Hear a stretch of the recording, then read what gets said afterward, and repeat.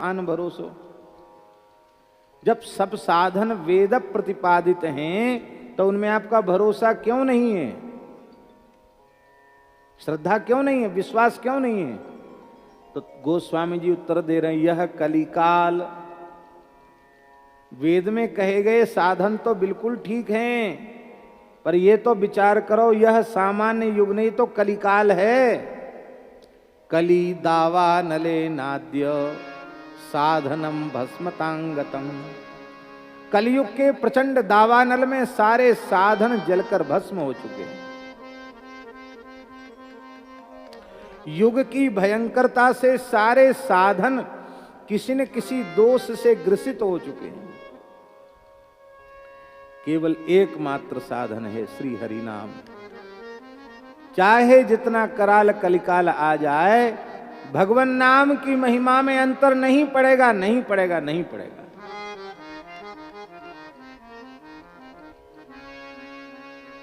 भगवान सर्वसमर्थ हैं, पर सर्वसमर्थ भगवान अपने नाम की महिमा गाने में समर्थ नहीं।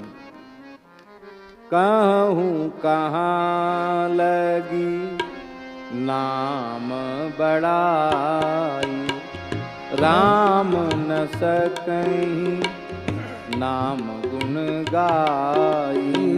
राम कहाँ लगे नाम बढ़ाए, राम न सके नाम गुण गाए। राम न सकहीं नाम गुण गाई। राम न सके नाम गुण गाए। कलयुग की स्थिति ऐसी है, जितने वेदादि शास्त्रों में कहे गए साधन हैं वे तो वृक्ष के समान हैं। उन साधन रूपी वृक्षों को आरोपित करना, उनका सिंचन करना, उनका पोषण करना, उनको लगाना, उनकी सुरक्षा करना और श्रम। आपने पौधा लगाया, बाढ़ लगाई, धीरे धीरे पौधा बड़ा हो गया, वृक्ष हो गया। कितना समय लगा? कई साल लग जाते हैं। अब फल नहीं आया तो निराशा लगेगी कि नहीं? अरे बताओ, इतने समय से इतनी मेहनत करी, हाथ कुछ नहीं लगा। साधन रूपी जो वृक्ष है उसको लगाना अर्थात साधन में लग जाना,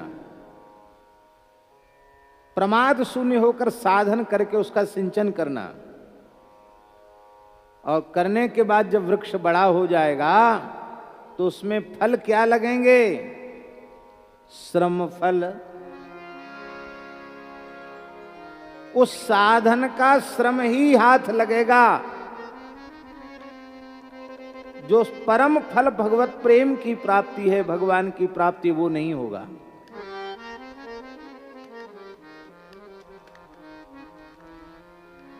क्योंकि युग धर्म के प्रचंड प्रभाव से वो साधन ही दूषित हो गया। श्रम लगेगा हाथ में, साधन का श्रम हाथ लगेगा। कल हमने चर्चा की थी, श्रेय श्रुतिम भक्ति मुदस्य ते विभो क्लिश्यन्ति ये केवल बोध लब्धे तेषाम सौ क्लेशल एव शिष्यते नान्यद यथा स्थूल तुषावघाति नाम। जैसे पोची धान को कूटना, पोची धान जानते ना, धान तो आती है उसमें, पर पोची होती, भीतर चावल नहीं होता। ऐसी पोची धान को तुस कहते हैं। ऐसे तुसों को इकट्ठा कर ले और कूटने लग जाए तो कूटने वाले के हाथ श्रम ही लगेगा। उस भूसी से धान निकलने वाली नहीं है, चावल निकलने वाला नहीं है। ऐसे ही भक्ति कल्याण का मूल उद्गम केंद्र है। उस भक्ति का त्याग करके और यदि किसी दूसरे साधन का आश्रय लिया गया है तो साधन का श्रम ही हाथ लगेगा। तो भक्ति कहते किसको हैं? तो कल हमने इसकी चर्चा हम कर चुके हैं, केवल एक क्रम याद बना रहे इसके लिए बोल रहे हैं। हरि नाम ही भक्ति है, भगवान नाम ही भक्ति है, राम नाम ही भक्ति है। उत्तरकांड में तुलसीदास जी भक्ति को मणि कह रहे हैं। तात भगति अनुपम सुख मूल, राम भगति दुख, राम भगति मणि उर्बस जाके, दुख लवलेश न सपने हूं ताके। भक्ति को मणि कह रहे हैं तुलसीदास जी। और बालकांड में नाम वंदना के प्रकरण में नाम को मणि कह रहे हैं। राम नाम मणि दीप धरु जी देहरी द्वार, तुलसी भीतर बाहर जो चाहे से उजियार। वहां भक्ति को मणि कह रहे हैं, यहाँ नाम को मणि कह रहे हैं। इसका मतलब भक्ति महामणि ही नाम है।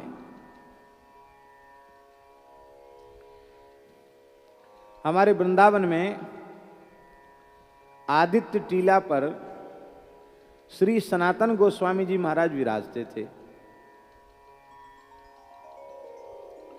तो महाराष्ट्र के एक ब्राह्मण ने दरिद्रता के दुख से अत्यंत दुखी होकर भगवान शिव की उपासना की, पंचाक्षर का जप किया, और इतनी तीव्र साधना थी कि शंकर जी ने उसे प्रकट होकर दर्शन दे दिया। बोला, ब्राह्मण देवता क्या चाहिए, बड़ी तुम्हारी कठोर उपासना इस युग में। वो बोला, महाराज हम दरिद्रता के दुख से दुखी हैं, हमको पारस मणि दे दीजिए। पारस मणि लोहा छुआएंगे सब सोना हो जाएगा, फिर धन की कमी नहीं रहेगी। तो शंकर जी को ब्राह्मण पर दया आ गई। पारस तो दे दिया उन्होंने, पर दया आ गई। उनके मन में आए कि बताओ, अरे धन लेने के बाद भी तो मरना पड़ेगा, अमर होके तो कोई आया नहीं है। धनवंता सोई जानिए जाके राम नाम धन होए, कबीरा सब जग निर्धना धनवंता नहीं कोए। धनवंता सोई जानिए जाके राम नाम धन होए। तो भगवान नाम रूपी धन की महिमा इसको बेचारे को पता नहीं है। जो संपत्ति धन अनर्थों का मूल है उसी को ये चाहता है। तो शंकर जी को दया आ गई। उन्होंने कहा, ब्राह्मण ये मणि ले तो लो हमसे, पर एक वृंदावन में महात्मा रहते हैं, उनका नाम सनातन गोस्वामी है, आदित्य टीला पे रहते हैं, सूरज घाट पर जमुना जी के। उनके पास इससे करोड़ों गुना कीमती मणि उनके पास है। इससे तो जिम प्रति लाभ लोभ अधिकाई। ब्राह्मण के मन में आया कि ये पारस मणि इतनी मूल्यवान जिसको हम समझते थे, इससे करोड़ों गुना कीमती मणि बाबा जी के पास है। बोले, वो काहे को हमको देने लगे? शंकर जी हंसे, बोले, वो इतने सरल हैं कि तुम मांगोगे तो वो दे देंगे। अच्छा, और सोचा तब हम सीधे वृंदावन, घर नहीं जाएंगे लौट के, सीधे वृंदावन जाते हैं। उनसे कहेंगे कि बाबा जी ये तो ले लो, पारस मणि शंकर जी ने दिए, और आपके पास इससे करोड़ों गुना कीमती मणि है, वो हमको दे दो। भोला भाला ब्राह्मण वहां गया, श्री सनातन गोस्वामी जी को प्रणाम किया, प्रार्थना किया। तो समझ गए कि शंकर जी ने यहाँ क्यों भेजा इसको, रुख समझ गए ना। तो उन्होंने कहा कि शंकर जी तो झूठ नहीं बोलते, एकदम ठीक है, मणि तो है हमारे पास और हम दे भी देंगे तुमको, ये बात नहीं है, इतनी दूर से तुम चल के हम दे देंगे। एक शर्त है, इस मणि को तुमने छुआ है तुम अशुद्ध हो गए हो। पहले तो इस मणि को जमुना जी में विसर्जित कर दो, फेंक दो, और फिर जमुना स्नान करके अशुद्ध हो गए हो, इस मणि को लेके आए हो, पारस मणि को, तब हम देंगे अपनी मणि। उसने सोचा इनको चाहिए नहीं और इससे करोड़ों गुनी कीमती मिलेगी तो हम क्या करेंगे, इसको रख। उसने जमुना जी में डाल दिया, स्नान करके आया। बोले, महाराज आप दीजिए। तब आपने कहा, श्री राधा, क्या कहा? सनातन गोस्वामी जी ने कहा, श्री राधा। कहते यही महामणि है जिसको शंकर जी ने बताया, क्योंकि श्री कृष्ण सदा इस महामणि को अपने कंठ में, अपने हृदय में धारण करते हैं और राधा सुधा निधि जी में लिखा है प्रेमाश्रु पूर्णो हरि। प्रेमाश्रु पूर्ण होकर के राधा नाम का जप करते हैं ठाकुर जी। अब तो ब्राह्मण रोने लग गया, बोले अरे महाराज ये तो क्या है, तो आप कहते बस राधा राधा जपो यही महामणि है।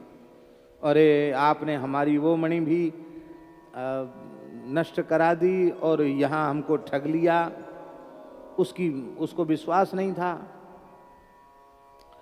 तो बोले कोई बात नहीं, अब दुखी होने से क्या है, तुम जमुना जी में खोज लो, वहीं तो डाली है।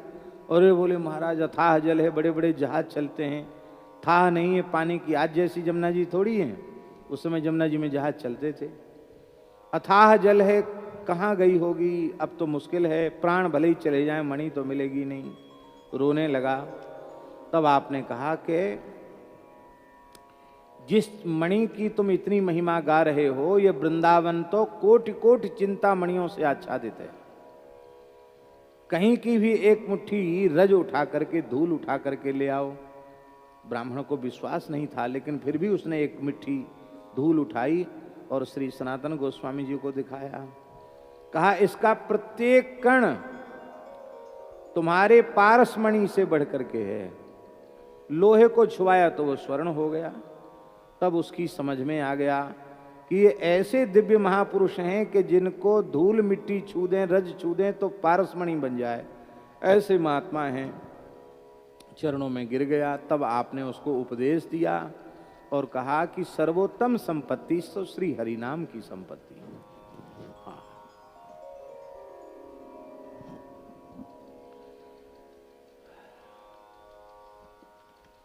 केवल श्रम हाथ लगेगा और कुछ हाथ नहीं लगेगा। अब एक बड़ी प्यारी बात है, बहुत ध्यान से सुने।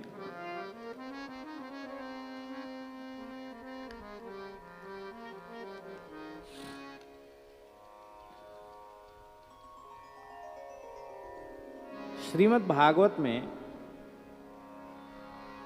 सुखदेव जी महाराज ने पंचम स्कंध में जब राजर्षि परीक्षित को 28 प्रकार के नरकों का वर्णन करके सुनाया, तो परीक्षित जैसे भक्त भी भयभीत हो गए। प्रभु, पाप से बचना बहुत कठिन है। जाने अनजाने अनेक पाप मनुष्य से बन जाते हैं और उनकी इतनी भयंकर सजा नरक में जाकर भोगनी पड़ती। महाराज, नरक न जाना पड़े ऐसा कोई उपाय बताओ, कोई ऐसा साधन बताओ कि सारे पापों का प्रायश्चित हो जाए।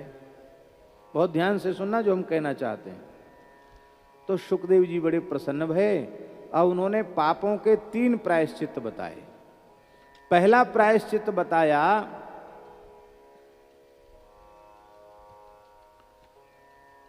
तत्वज्ञान।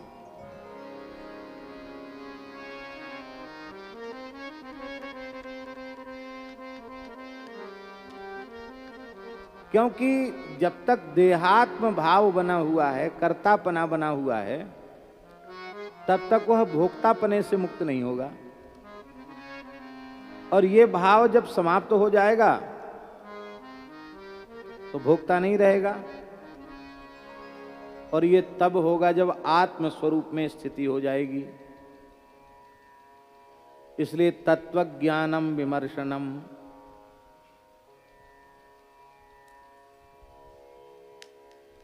तत्वज्ञान पहला साधन है। परीक्षित ने हाथ जोड़ लिए, बोले महाराज केवल कहने सुनने से तो होता नहीं, किसी किसी को तत्वज्ञान होता, सबको होता है क्या?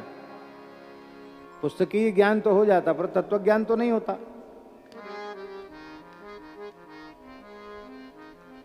बड़े बड़े वेदांत के प्रकांड पंडित मान बड़ाई पद प्रतिष्ठा के लिए जीवन भर लड़ते झगड़ते रह जाते हैं। कहां समाप्त हुआ उनका देहाध्यास? देह भाव से तनिक भी ऊपर नहीं उठ पाते हैं। आत्म भाव में उनकी किंचित भी स्थिति नहीं होती है।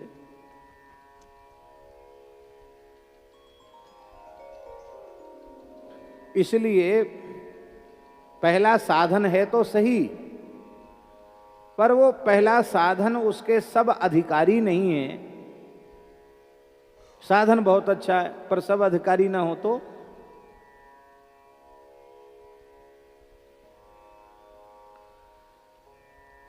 अब आपको बुखार हो गया, तबीयत खराब हो गई, कमजोर हो गई, बहुत कमजोरी आ गई। आप वैद्य के पास गए, वैद्य ने कहा कि गाय के दूध की मलाई में स्वर्ण भस्म 2 समय चाट लिया करो और थोड़ा थोड़ा बादाम का हलवा खाओ, दूध पियो, ठीक हो जाओगे। अब आप अमीर हैं, आपके पास उतनी व्यवस्था है, तब तो आप वो स्वर्ण भस्म चाट पाएंगे, और आप स्वयं मधुकरी से गुजारा करते हैं, निर्वाह करते हैं, तो आप कहाँ से मलाई लाएंगे, कहाँ से गाय लाएंगे, कहाँ से स्वर्ण भस्म चाटेंगे? तो दवाई तो अच्छी है पर सब लायक तो नहीं है उसके। तो ये तत्वज्ञान जो है आपने बताया, इसके अधिकारी तो आप जैसे महापुरुष हो सकते हैं, हमारे जैसे विषयी जीव तो नहीं हो सकते।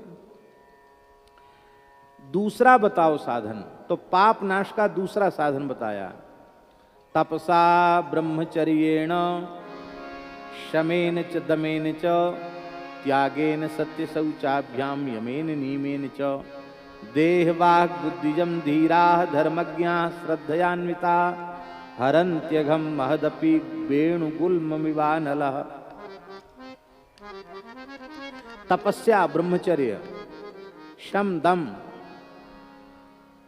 तपसा ब्रह्मचर्येण शमेन च दमेन च त्यागेन त्याग, सत्य शौच, यम और नियम, इनका अनुष्ठान करके देह के, वाणी के, बुद्धि के सारे पापों को साधक इस प्रकार से जलाकर भस्म कर देता है जैसे वेणु गुल्मम इव अनलह इव, जैसे बांसों की रगड़ से लगी हुई आग बांसों के जंगल को जलाकर भस्म कर देती, ऐसे सारे पाप भस्म हो जाएंगे। ये तो किया जा सकता कि नहीं? अरे कहने में जितना सरल है, करने में बहुत कठिन है।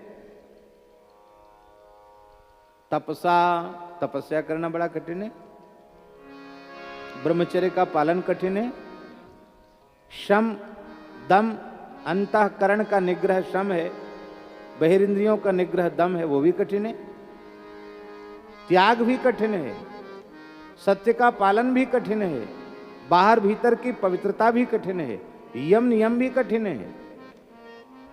फिर भी इन कठिन साधनों को कोई प्रमाद रहित होकर तत्परता पूर्वक कर ले तो भी वह निरापद नहीं है। क्यों? इसलिए नहीं है कि बांसों की रगड़ से बांस जल तो जाते हैं पर उनकी जड़ धरती में रही आती है, और जब वर्षा होती है पानी गिरता है तो जड़ तो नीचे है ही है, तो फिर भी बांस हरे भरे हो जाते, फिर जंगल बड़ा हो जाता है। ऐसे ही एक बार पाप नष्ट तो हो जाएगा, पर पाप जिस मलिन वासना के कारण बनते हैं वो वासना नष्ट नहीं होगी, तो पुनः पाप बनने की संभावना बनी रहेगी। जैसे अजामिल सब कुछ संपत्ति से युक्त था, तपसा ब्रह्मचर्य श्रम, सब चीज उसमें थी, पर थोड़ा सा दृश्य देखा जो नहीं देखना चाहिए था, जो नहीं सुनना चाहिए था, पतन हो गया। बोले इसमें भी गड़बड़ है। पहले में तो सब अधिकारी नहीं, दूसरे साधन में कठिनाई बहुत है, और कठिनाई पूर्वक मान लो कर भी ले तो भी यदि भक्ति नहीं है तो वासना तो खत्म होगी नहीं, वासना समाप्त नहीं होगी तो पतन का भय बना रहेगा। ऐसा साधन बताओ जिसके अधिकारी सब हो जाएं, एकदम सस्ता, सस्ते से सस्ता, अत्यंत सहज सरल सुलभ साधन बताइए, सबके लायक साधन बताइए। तब श्री सुखदेव जी ने कहा, केचित् केवलया भक्त्या वासुदेव परायणा अघम धुन्वन्ति कार्त्स्नेन निहारमिव भास्कर। केचित जानते हैं कहां बोलते हैं? अनेकों में किसी एक का निर्धारण करना होता तब कहते केचित। कुछ एक ऐसे भाग्यशाली होते हैं जो केवल या भक्त्या, केवलया भक्त्या, ज्ञान मिश्रया भक्त्या न, कर्म मिश्रया भक्त्या न, केवलया विशुद्धया भक्त्या, विशुद्धा रसरूपा प्रेम लक्षणा रागानुगा भक्ति के द्वारा कार्त्स्नेन अघम धुन्वंती, पूरी तरह पाप और पाप की जड़ के सहित सारे पापों को नष्ट कर देते हैं। निहारमिव भास्करः, जैसे सूर्य अंधकार को, निहार को, कोहरे को नष्ट कर देते हैं। ये जो उदाहरण है ये बिल्कुल ऐसा है महाराज जी। अब प्रश्न हुआ कि केचित केवलया भक्ति, तो केवला भक्ति है क्या? इसके उत्तर में श्री सुखदेव जी महाराज ने अजामिल का उपाख्यान सुनाया। अजामिल के उपाख्यान में भक्ति के तत्व का निरूपण है। भक्ति है क्या? तो अजामिलोपाख्यान के अनुसार भगवान का नाम ही भक्ति है, और नाम नहीं, नामाभास भक्ति है।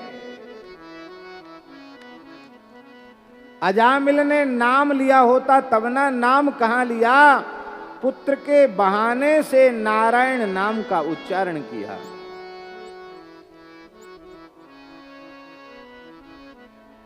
पुत्र के बहाने से नारायण नाम का उच्चारण करने वाला अजामिल पार हो गया।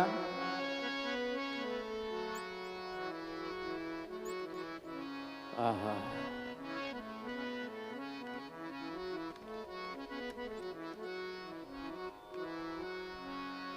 अजामिलोऽप्यगाद्धाम किं पुनः श्रद्धया गृणन्। इसलिए भगवन नाम ही भक्ति है। ये मूल में नहीं होगा, हरिनाम का आश्रय नहीं होगा तो सारे साधन चौपट हो जाएंगे।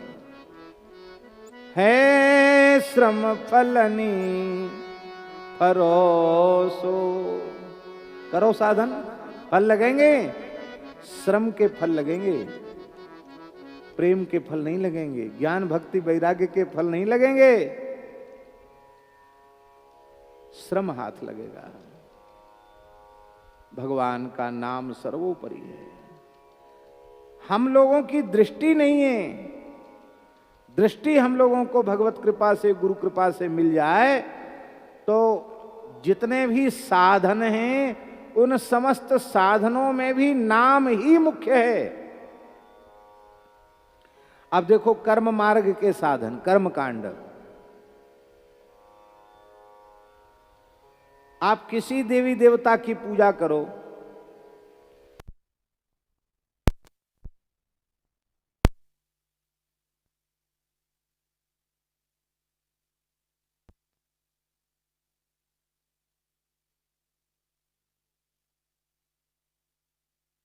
कोई भी साधन करें कर्म कांड का, तो सबसे पहले क्या बोलेंगे? ओम केशवाय नमः, ओम नारायणाय नमः, ओम माधवाय नमः, ओम ऋषिकेशाय नमः, ओम गोविंदाय नमः। भगवान नाम से शुरू हुआ कि नहीं हुआ? फिर पवित्र होंगे तो कैसे होंगे? यस्मरेत पुंडरी काक्षम सवाहि आभ्यंतर शुचि, जो पुंडरी काक्ष भगवान का स्मरण करता है वो बाहर भीतर से पवित्र हो जाता है। तो किसने पवित्र किया? भगवान के स्मरण ने पवित्र किया। फिर आसन पवित्र किया तो भी भगवान का स्मरण किया। पृथ्वीत्य धृता लोका देवीत्वम विष्णुना धृता, त्वंच धाराय माम देवी पवित्रं कुरुचासनम, उसमें भी विष्णु स्मरण किया गया। इसके बाद फिर आत्मरक्षा की, तो पूर्व में कौन, पश्चिम में कौन, उत्तर में कौन, तो भगवान के नामों से ही सरसों के दाने छोड़कर रक्षा हुई। ठीक है। इसके बाद संकल्प बोला तो ओम विष्णुर्विष्णुर्विष्णु श्रीमद् भगवतो महापुरुषस्य विष्णोराज्ञया प्रवर्तमानस्य, यहीं से शुरू हुआ। वहां भी विष्णु स्मरण है। अब फिर किसी देवी देवता का पूजन करो, वो वहां नहीं पहुंच रहा है। कहां पहुंच रहा है? आकाशात पतितम तोयम यथा गच्छति सागरम, सर्वदेव नमस्कारः केशवम प्रति गच्छति। सब जगन्नाथ को पहुंचेगा।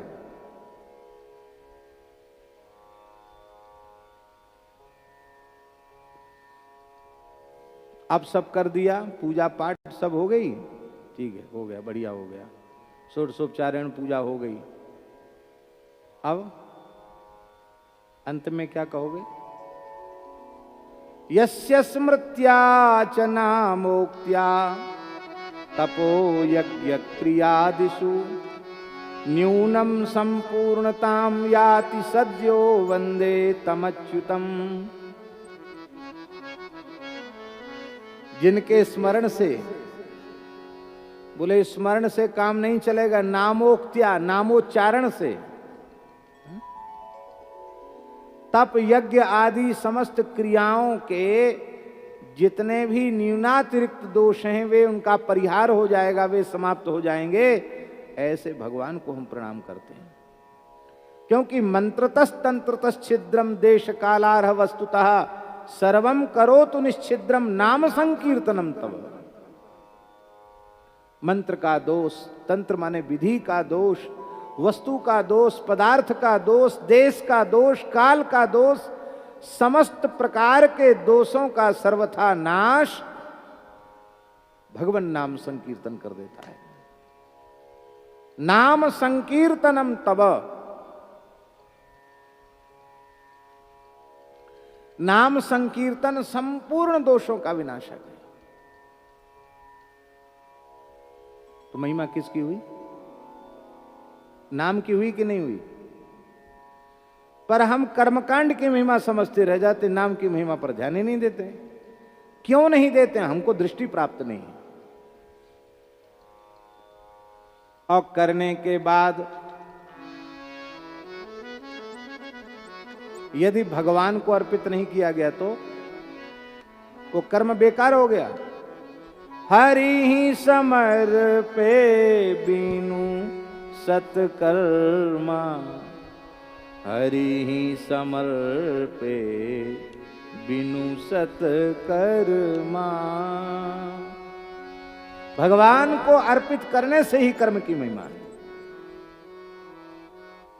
सब कुछ करने के बाद कायेन वाचा मनसेन्द्रियैर्वा बुद्ध्यात्मना वानुसृता स्वभावात् करोति यद्यत् सकलं परस्मै नारायणायेति समर्पयेत् तत् नारायणायेति समर्पयेत् तत्।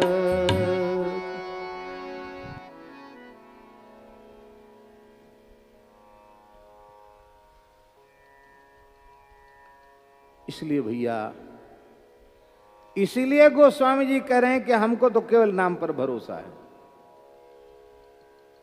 सब साधन करोगे पर नाम की महिमा नहीं समझोगे, नाम को प्रधान नहीं मानोगे तो ये साधन श्रम देंगे, ये साधन तुम्हें विश्राम नहीं देंगे।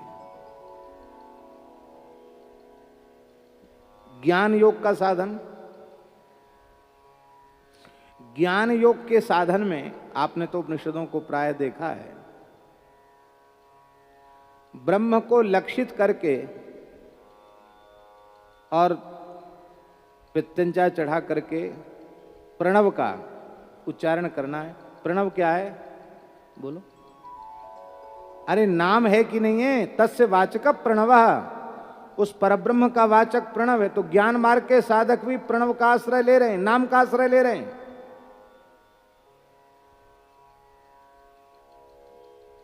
और उस अभेद ज्ञान की अवस्था में पहुंचने के बाद भी सच्चाई को स्वीकार करना पड़ता है। स्वयं आदि शंकराचार्य भगवान कह रहे हैं, सत्यपि भेदापगमे, यद्यपि भेद का अपगम हो गया है, भेद मिट गया है, लेकिन तावकीनो हम नमाम कीनस्त्वम। भेद के अब ये षटपदी का है, शंकराचार्य जी का जो षटपदी स्तोत्र है उसका ये वचन है। क्योंकि समुद्र की तरंग है, तरंग का समुद्र है, ये व्यवहार नहीं होता है। तरंग भी जल रूप है पर तरंग समुद्र नहीं हो सकता। हम तरंग हैं, समुद्र तो आप ही हैं। कहीं गति नहीं है राम नाम को छोड़ के, योग मार्ग में भी गति नहीं है। वहां भी सगर्भ अगर्भ जो भी प्राणायाम होते हैं, ध्यान धारणा होती है, उसमें ब्रह्म स्वरूप का ही अनुसंधान होता है, नाम रूप लीला का ही आश्रय होता है, कहीं गति नहीं।